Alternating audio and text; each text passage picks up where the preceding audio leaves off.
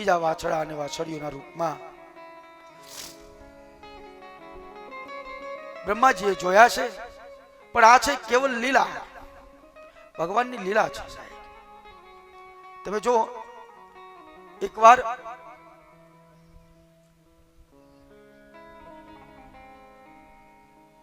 કેવી લીલા છે એની તમને વાત કરી દઉં.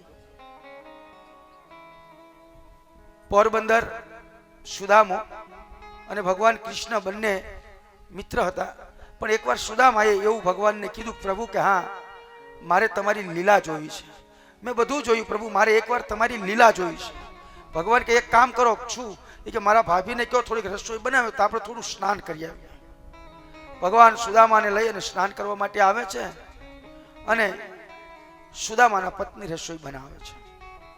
ભગવાન અને સુદામા જળની અંદર ડૂબકી ખાય છે. ભગવાન ડૂબકી ખાઈને બહાર નીકળી ગયા અને સુદામાએ જે ડૂબકી ખાધી ને એ ઓલા કિનારે નીકળ્યા ને અહીંયા કોઈ રાજાનું દેહાંત થયેલું અને નગરનો નિયમ કે જે હામો મળે એને રાજા બનાવો. અહીંયા સુદામા હામા મળ્યા ને પછી એમને રાજા બનાવ્યા ને પછી રાણી લગ્ન કર્યા ને રાણી આયા, રાજ ચલાવ્યું, કેટલાય છોકરાના બાપ થયા. પણ એક દી રાણી ગુજરી ગયા. રાણી ગુજરી ગયા એટલે અહીંયાનો નિયમ કે રાણી ગુજરી જાય તો વાયા રાજાને અગ્નિ સંસ્કાર જીવતા કરી નાખો. હવે સુદામા રાણી ગુજરી ગયા પછી ગામના બધા ભેગા થઈને સુદામાને પકડી લીધા. એ કે હાલો હવે તમને અગ્નિ સંસ્કાર. પણ કે હું જીવું છું કે અમારા નિયમ છે નગરનો કે જેની પત્ની ગુજરી જાય એના પતિને જીવતા અગ્નિ સંસ્કાર કરી નાખો. સુદામા કે પણ હું કઈ ચાલે નહીં, આયા દલીલ નહીં. સુદામા કે એક કામ કરશો કે શું? 20 વર્ષ પછીની વાત છે, ડૂબકી ખાધી પછી 20 વર્ષ પછીની વાત છે કે એક કામ કરશો કે શું? મને એકવાર સ્નાન કરવા જવા દો, પછી તમે મને અગ્નિ સંસ્કાર કરી નાખજો. એ સુદામા સ્નાન કરવા માટે આયા અને ડૂબકી ખાધી અને બહાર નીકળ્યા તો સામે કૃષ્ણ ઉભા હતા સાહેબ. ભગવાન કૃષ્ણે દાંત કાઢ્યા એટલે સુદામા રડવા માંડ્યા કે પ્રભુ તમને હું મજાક લાગે છે? કેમ? હમણાં હું જલ્દી ન આવ્યો હોત તો ઓલા મને જીવતા અગ્નિ સંસ્કાર કરી નાખે. ભગવાન કે જોયું ને કે હા આ મારી લીલા છે. આપણને બધાને એક ડૂબકી ખવડાવી છે. આમાં ડૂબકી ખાઈને આપણે આવ્યા છીએ, જળમાં ડૂબકી ખાઈને આવ્યા છીએ. સાંભળી લીજો તમે, જળની અંદર આપણને પરમાત્માએ એક ડૂબકી ખવડાવી છે અને તમને એમ લાગે છે કે હું 50 વર્ષ 60 વર્ષ જીવો. એ એક આમ ડૂબકી ખાઈને બહાર નીકળો ને એટલી જ વાત છે આ સંસારની. અહીંયા નીકળ્યા પછી ખબર પડશે કેમ થયું, ત્યાં સુધી ખબર નહીં પડે. આવી આ સંસારની ડૂબકી છે સાહેબ. આ છે ભગવાનની લીલા. તમે માં બન્યા, આટલું જીવા, આટલું સોનું પહેર્યું, આમ કર્યું, આમ કર્યું, પણ એ બહાર નીકળશે ને ત્યારે તમને ખબર પડશે કે હું તો ડૂબકી ખાવા જ આવી. ત્યાં એક ડૂબકીમાં આપણને આટલો અહંકાર છે, આટલું અભિમાન છે.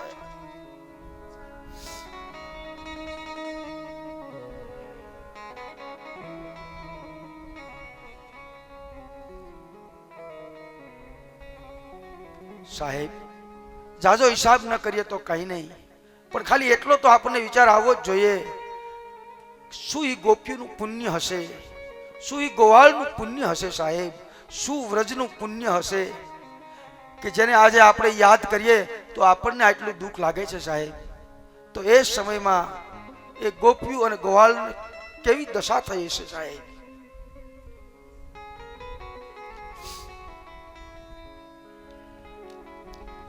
તો બાપ ત્યાર પછી આગળની કથા આવે છે. એકવાર ભગવાન કૃષ્ણ થોડીક ઉંમર થઈ ને એટલે એમનું સગપણ કરવાની વાત થઈ છે કે હવે આપણે કનૈયાનું સગપણ કરી નાખવું છે. અને આમાંય નેહડામાં તો પેલા નાનપણના સગપણ હતા, ઘોડિયાના હક પણ હોય. તમને કહું, અમારી બાજુમાં એક વડોદ ગામ છે, લીમડીની બાજુમાં, લીમડી અને સાયલેની વચ્ચે વડોદ ગામ છે. અહીંયા વડોદ કે ફૂલગ્રામ એ દીકરીના ચાંદલા કરેલા. પરફેક્ટ મને ખબર નથી દીકરી વડોદની છે કે ફૂલગ્રામની, રબારી છે. પછી એમને ઘોડિયાના આ સંબંધ થયેલો. સમય જતા એવું બને છે દીકરી શિક્ષિકા બની જાય છે મોટી થઈ. નહીં સોરી, દીકરી ડોક્ટર બને છે મોટી થઈ. સુરેન્દ્રનગરમાં તેનું દવાખાનું છે. દીકરી ડોક્ટર બને છે મોટી થઈ અને એનું જે સગપણ કર્યું છે ને એ ઢોરા ચારે છે.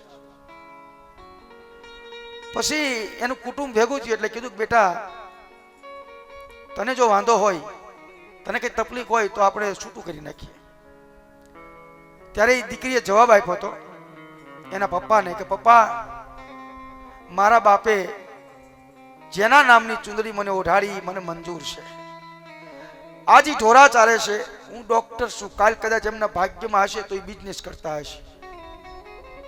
આજે બંને પતિ અને પત્ની સુરેન્દ્રનગરમાં, બેનને ડોક્ટર છે પોતે, એમને દવાખાનું છે અને એમના જે પતિ છે ને એ કન્સ્ટ્રક્શનનું કરે છે, ગાડીઓનું કરે છે બધું. આજે બે સુખી જિંદગી જીવે છે.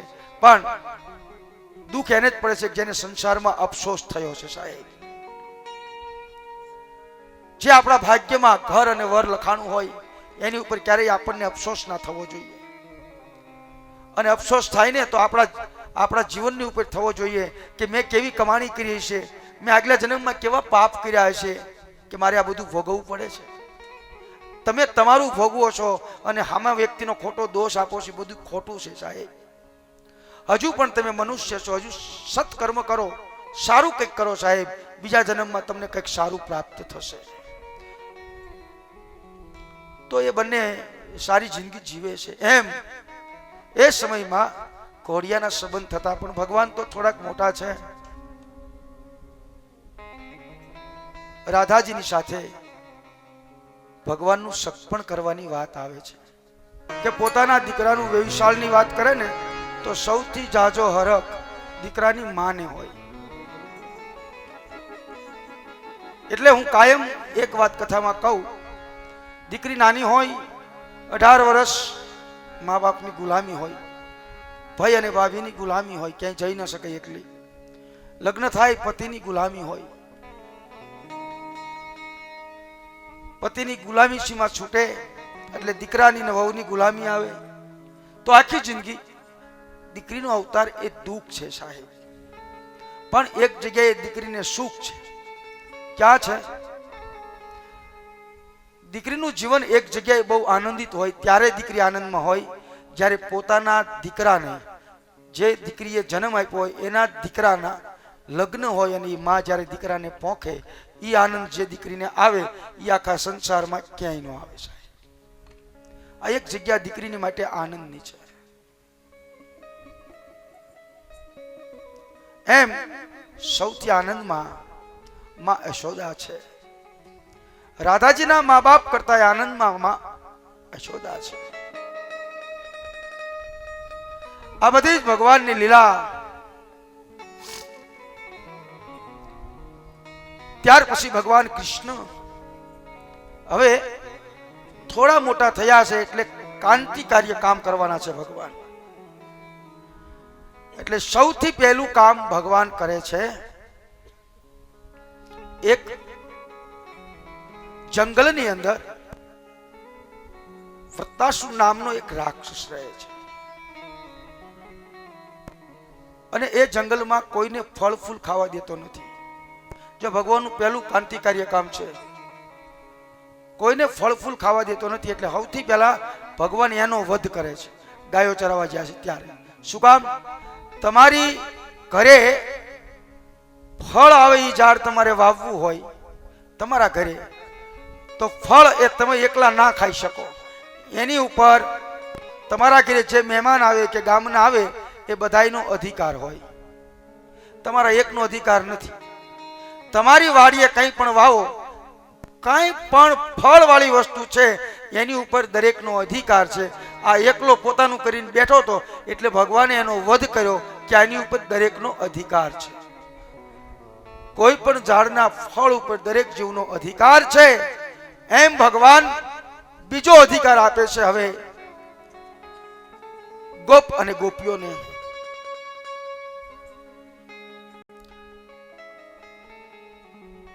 યમુના કિનારે યમુનાના ધરામાં એક કાલીમર્દન નામનો સર્પ રહે છે અને આખું યમુનાનું પાણી ઝેર જેવું કરી નાખે છે.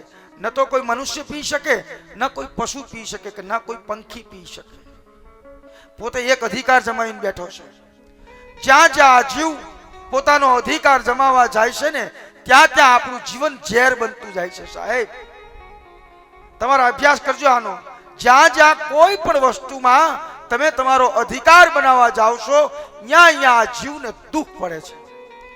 આ સંસારમાં કોઈ એવું પદાર્થ નથી સાહેબ એની ઉપર તમે અધિકાર બનાવી શકો, કારણ કે તમારો અધિકાર તમારી પાસે નથી. અને જો તમારો અધિકાર તમારી પાસે હોત તો મારું તમારું મૃત્યુ ન થાત સાહેબ. અધિકાર વિનાના છીએ આપણે. અધિકાર કોઈ સદગુરુ મળી જાય તો આપે. સદગુરુ વિના આ જીવને અધિકાર નથી મળતો.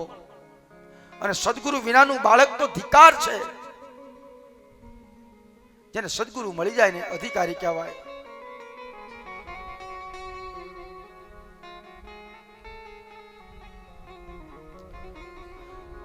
આયા કાલીમર્દન અધિકાર જમાવીને બેઠો છે અને કાલી નાગને આજે નાથવાનો સમય નજીક આવી ગયો છે સાહેબ. હવે ભગવાન કૃષ્ણ અને બલરામજી ગોવાળીઓની સાથે ગેડી દડાની રમત કરે છે. શરત રાખે છે કનૈયા કે હા, યમુનાજી તરફ જો ધરામાં દડો જશે તો તારે લેવા જવાનું, અને આમ જશે તો અમે લેવા જશું. બોલા શરત તને મંજૂર હોય તો આપણે ગેડી દડાની રમત રમીએ છીએ. ભગવાન શરત મંજૂર રાખે છે. આટલા વર્ષો સુધી ગોવાળિયાની સાથે રહ્યા છે, ગોકુળમાં રહ્યા છે, પણ કોઈને ખબર નથી પડતી કે ભગવાન છે. એમ મારા અને તમારા ઘરે મારા અને તમારા મા બાપ આપણી ભેગા રહ્યા છે, આપણો ભાઈ આપણી ભેગો હોય છે, એના સંતાનો આપણી ભેગા હોય છે. અર્થ એ છે સાહેબ, એ માયાના પ્રપંચમાં આપણે વીટલાઈ ગયેલા છીએ. આપણે ઓળખી નથી શકતા કે આમાં ભગવાન છે કોણ. નહીતર અમારા ગુરુ રામકૃષ્ણ બાપુ એમ કહેતા કે આખા પરિવારની અંદર એક વ્યક્તિ એવું હોય કે એના ભાગ્યનું આખું ઘર ખાતું હોય. પણ આજે આપણે નથી ઓળખી શકતા. શરત મંજૂર થઈ છે. શેની શરત થઈ છે? કારણ કે યમુનાનો ધરો જે છે એ તો ભક્તિનો કિનારો છે. ભક્તિના કિનારા તરફ કૃષ્ણ છે અને સામે કિનારે ગોવાળ છે. ભગવાન જાણી જોઈ અને દડાને યમુનાના ધરામાં નાખે છે. પછી કહે છે કનૈયા તારે લેવા જવું પડશે. એટલે બલરામજી કહે છે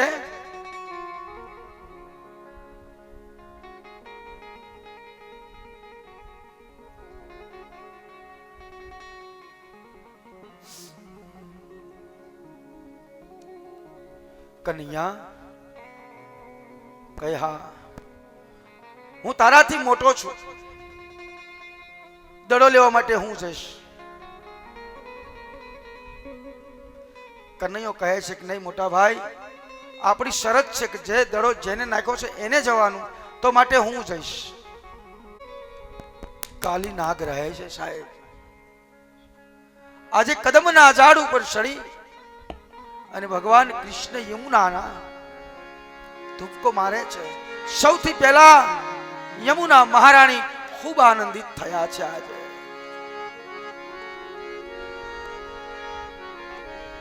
ખાલી કાલી નાગનો એકનો જ ઉદ્ધાર થયો છે એમ નથી.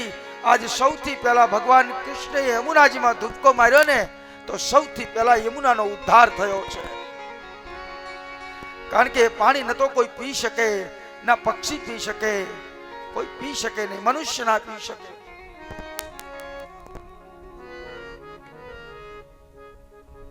કદમના ઝાડ ઉપરથી ભગવાન કૃષ્ણ આજે ધુપકો મારે છે. અને જ્યાં કાલી નાગ છે ત્યાં પહોંચે છે. ત્યાં પહોંચે છે અને તરત કાલી નાગની કન્યાઓ કહે છે